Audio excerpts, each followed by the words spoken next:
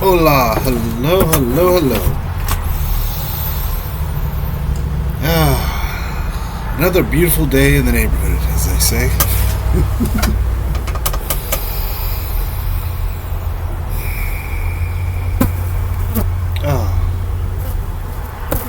It's been a quite interesting time for myself, especially the last month has been really beautiful and at times really stressful, really frustrating.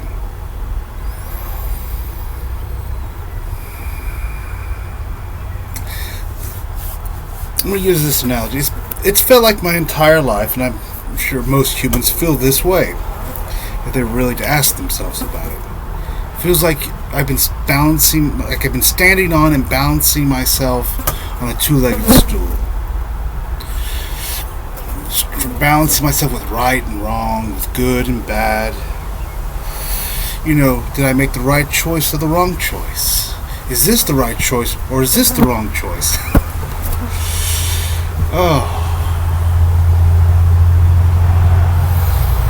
Just always in that balancing act, always trying to figure things out, trying to understand the illusion.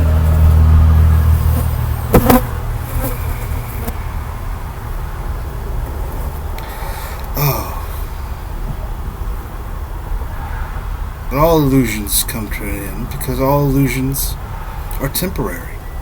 They're not eternal. They always have a beginning and an end. And sometimes they'll cycle through a few times before they go off into the distance.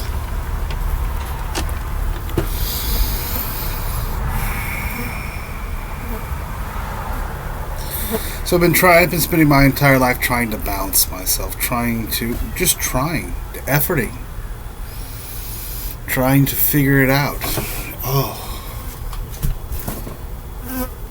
But to let go of that need to balance that stool, because you realize there are four legs on the stool. There always have been. There's the two solid legs, and there's the other ones. You could say they're the unlegs, the imaginary, the ethereal, the invisible.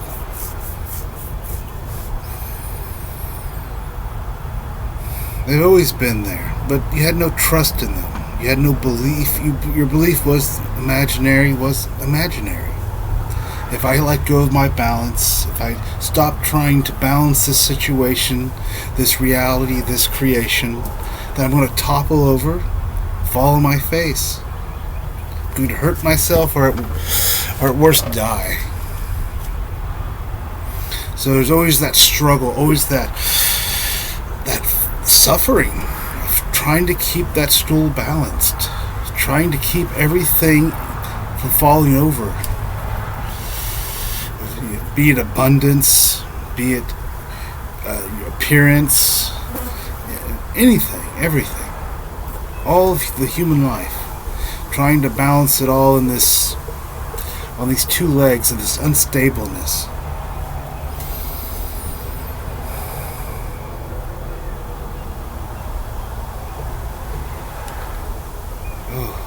But when you realize the other side of the coin, that they were always there, that the stool was never going to fall over. You could have the illusion of it if you want. You could jump off the stool and pretend that you fell out of balance, but you were trying to balance yourself so much that you created an imbalance. The stool was never imbalanced. The creation, it has always been in balance. It's always had the solidness, the structure, and it's had that dreamy, airy-fairy non-linearness.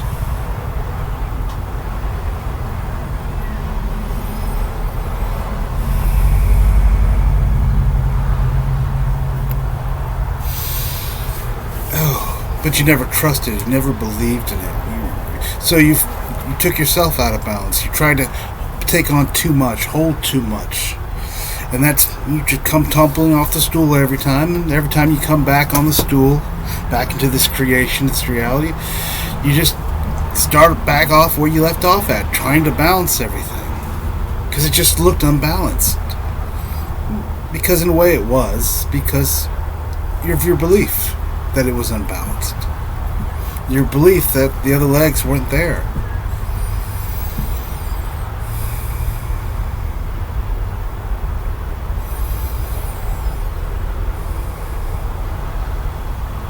But now I realize it's there. I have no need, no desire to try to balance it anymore. Grown frustrated, so stressed out trying to balance that stool that didn't need to be balanced at all. So I stopped here recently. Well, I tried a few times in the last few months and had some, that frustration, that stress that pushes you into it. Then you're a little bit, you did it half-heartedly. Did a little bit, tried it out, but you didn't really do it. I did that quite a few times. And every time I did a little bit, then felt unbalanced again, then felt like I was back on that stool with two legs, and you get more frustrated, more upset, more angry, more pissed off, feeling more stressed out. What am I doing wrong? Well, I keep on going back to trying to balance it.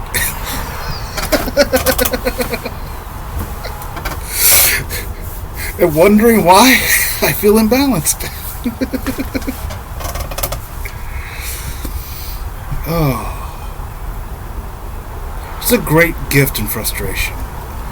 And even in the stress, does it feel good? No. But it's a great gift in there if you take it. If you have the gratitude for it.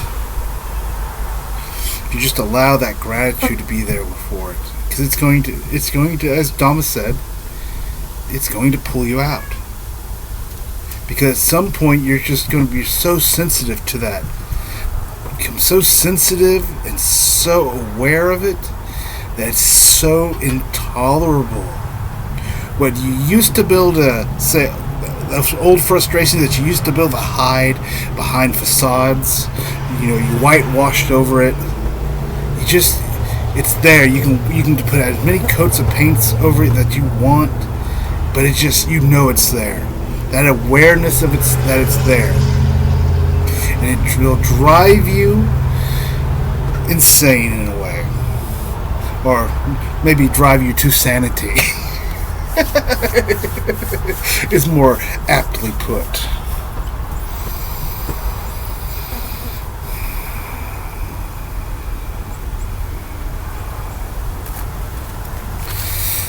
It feels like when I was a child, probably about 10 or 11, my mom took me and my brother to the local fair. They had all kinds of rides and things there. And one of the rides, sorry, I don't know if you hear a big truck going by or not. I'm just waiting for it to go by. But one of the rides, I don't know what it's called. It was a gravity ride of some sort. It's a big, just circle hauled out, and you went inside the circle and you put yourself against these padded walls. Then the circle would spin at an extremely high speed.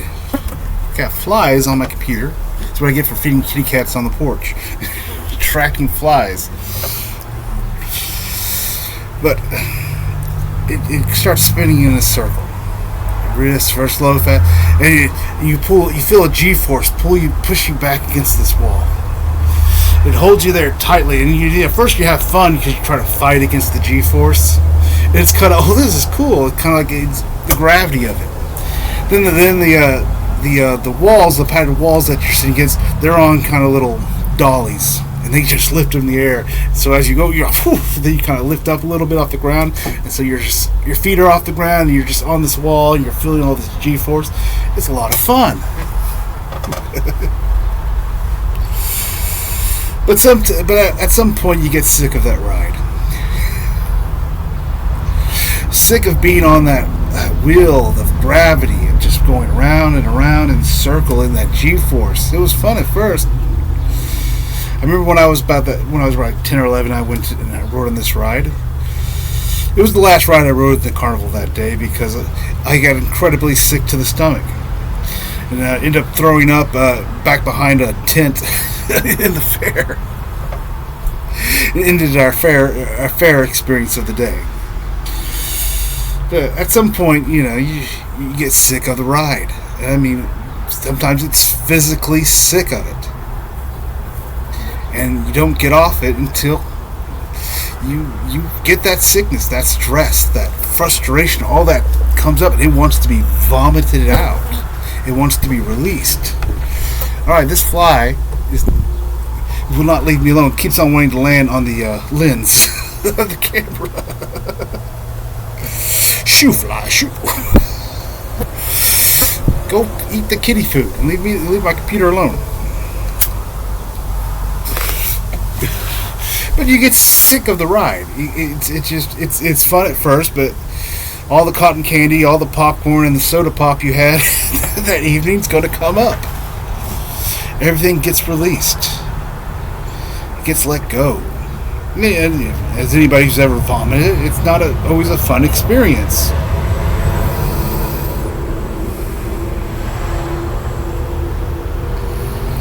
And so, the stress, the frustration, it's okay. Be okay with it.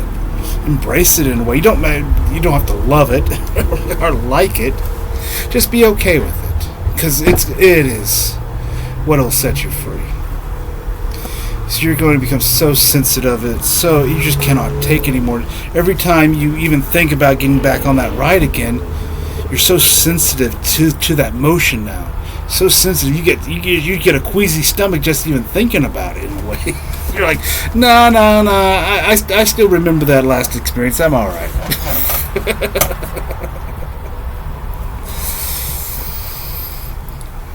So I would say see, this is what the fly does. Maybe there's something poetic here I'm missing. I'm kind of just enjoying it now. Just let it be. Why is this one fly just attracted to this camera lens? It's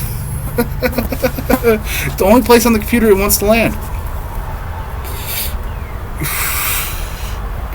Frustrations. Maybe there's some poeticness there to be seen, some symbolism.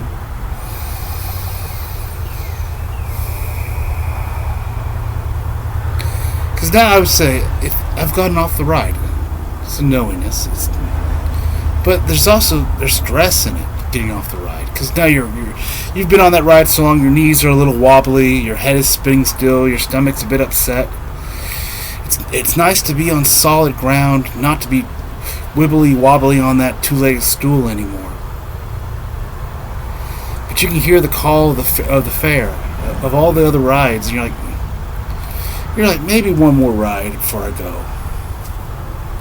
Maybe I'll jump into the bumper cars. Oh, the bumper cars were always so fun. Oh, I love hitting my head to things so many times, going. Oh, walk through the funhouse mirrors again. Oh, and see those distortions of yourself. Always fun. All the lights, all the pretty sounds. Play the guessing game at the guy who comes and guesses your weight and height and age. Oh.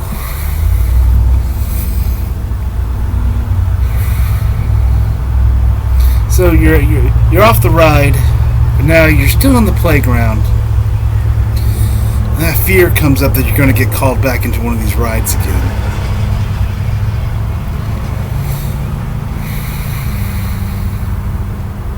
And then you stress about that. You start to get frustrated about that.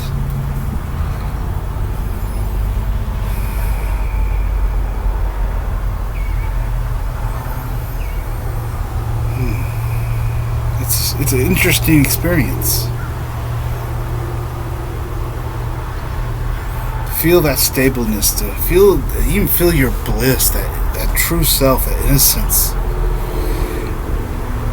Still be surrounded by all the noise and the chaos of the rides going around. all the music playing, all the people oblivious, still so counting their tickets out and jumping on more rides. I don't know, maybe I'm out of tickets.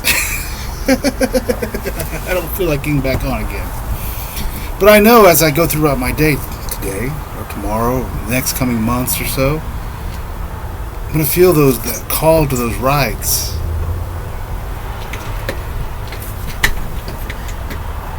Yes, cat. Hold on. Yes, cat's in the window. Come on.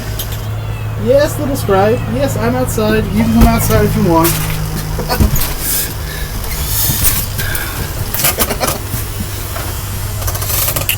Come on, little Stripe. Yes. You can come up. The day put his secrets out. This is little baby Stripe. Little baby Stripe was an abandoned little feral kitten, and she always used to hiss at me, even though I fed her every day. Yes, you did that. But she got sick. Oh, I found her. She was coughing up phlegm, so I brought her inside, gave her some rubs and some love, took care of her for a few days until she felt better. Now, she gets upset if I go anywhere without her. She forgets about all the times she hissed at me and made all the fuss and ran away when I came to feed her. Yes, baby. So I know I'm going. There's going to be stresses and frustrations that come up here in the next month or so. I'm off the ride, but I can still feel the call of the carnival. I still have these old beliefs, these old ideals. They're still there. They're still spinning around. The carnival is still going on. I just got off the ride. You can hear them calling you back, saying, "Step right up, step right up, ride of a lifetime." Ride of a lifetime. They were.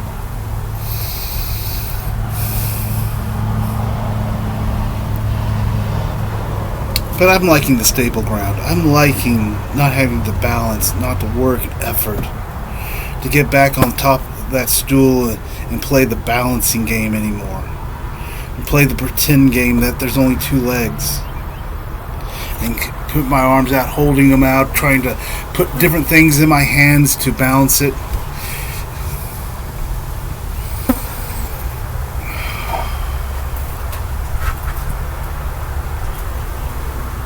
Sick of it. Sick to my stomach, just like that 10, 11-year-old boy was sick of that little ride of gravity. I'm sick of it.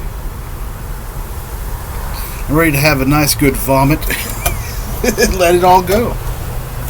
Just let it all go. Walk out of the fair and walk into something new. Walk into a new experience, because that fair, it was fun, but fairs are usually pretty small as theme parks go.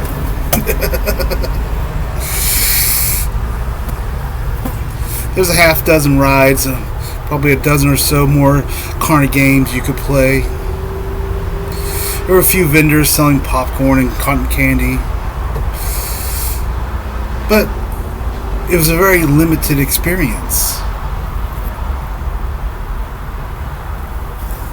I'm tired of a limited experience. I mean, so frustratedly tired of it. To the core.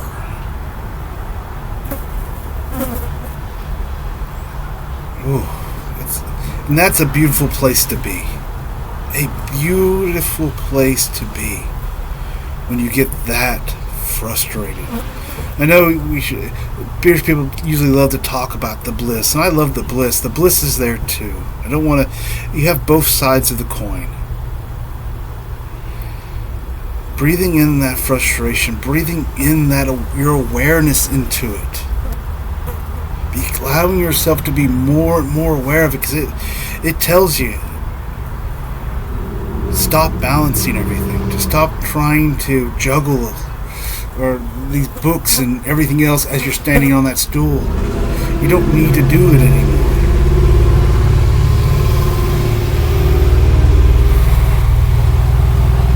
It's a bit unnerving. It's a bit... You feel a bit naked and exposed. It feels raw and incredibly honest. But it's also such an innocence, such a beauty and a sensitivity and a compassion in it. The whole roundness of it. Alright. Do we have to name this fly? It just keeps coming by. Shoot.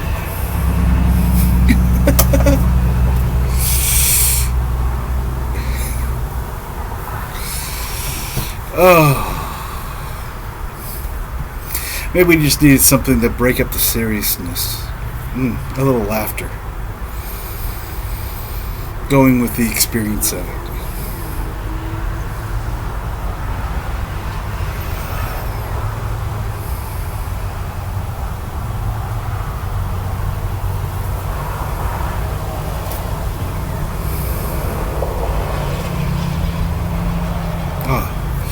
Like I think I was saying, the roundness of the experience. That's the true sensuality of it. When you take the bliss, that beautiful innocence, that beautiful shining, elegant airy-fairiness, whatever you want to call it. That beautiful it's consciousness. It's your awareness. You allow it to come into that frustration, into that what stresses you out and what is getting you all your hubbubs about, all the confusion, you let go. Trying to balance everything. Because I can tell you, how long ago did I have my realization that energy serves me? How long ago did I have the realization that I'm creating all this? A long time ago. And yet I still fought it. And yet I still struggled into it.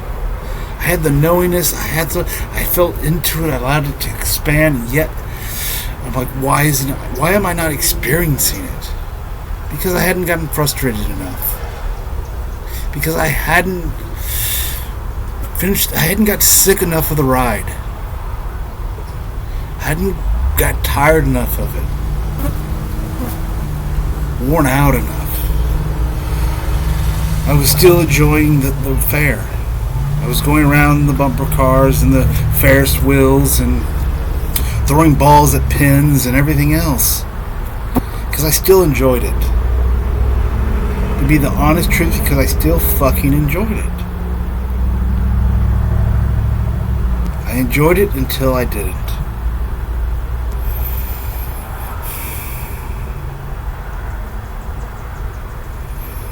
So allow the little flies to come around and frustrate you. Be okay with it. Breathe it in. Breathe it in with gratitude and with compassion, without judgment.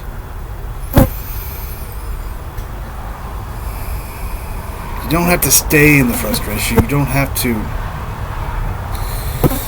be in it, but you just allow yourself to be aware of it. Don't hide from it. Don't push it away. Don't ignore it.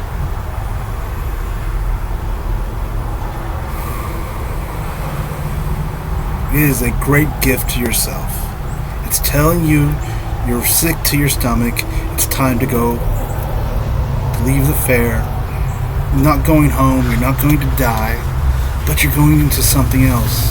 You're going into a more expansive experience. A more sensual experience that isn't all games and rides and illusions. Go away. Shoot, fly, shoot.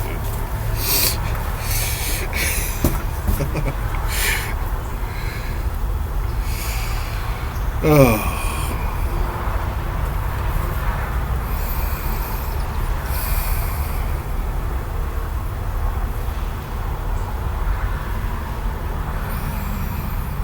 When you finally allow that frustration and you draw that line in the sand, you say, you know what? Let me off this ride. I want off. Yes, little Stripe, you're making noise. Come on, baby. Yes. Yes, I hear you meowing. Meow. All right.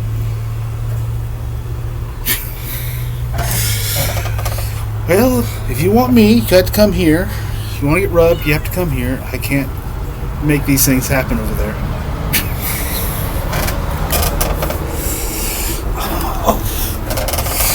Okay. I guess I'll get off. We'll see what Little Stripe needs, and y'all have a wonderful day. Oh, have fun with it.